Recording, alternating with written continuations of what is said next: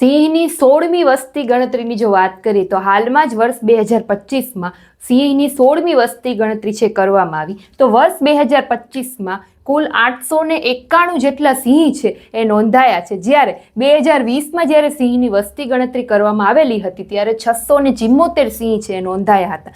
એટલે કે વર્ષ 2025માં 2020 કરતાં 32.20% સિંહનો વધારો જોવા મળ્યો છે.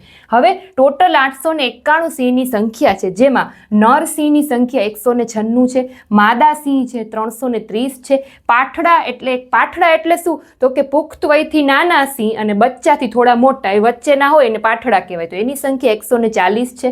પછી બચ્ચાઓની સંખ્યા 225 છે. ટોટલ 891 સિંહ નોંધાયા છે. હવે જિલ્લા વાઇઝ જો વાત કરીએ તો દેવભૂમિ દ્વારકામાં 1, રાજકોટમાં 6, પોરબંદરમાં 16, જૂનાગઢમાં 191, ગીર સોમનાથમાં 222, અમરેલીમાં 339 અને ભાવનગરમાં 116.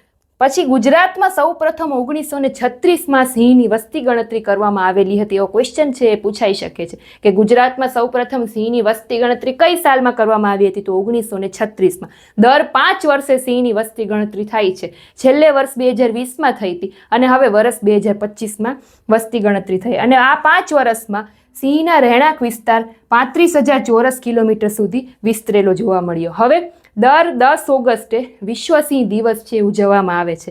તો આવી નવી વધારે માહિતી જાણવા માટે મને ફોલો કરો, અને હજી પણ સિંહની વસ્તી ગણતરી તમને જો કંઈ ખ્યાલ હોય તો તમે પણ કમેન્ટ કરીને જણાવી શકો છો. Thank you.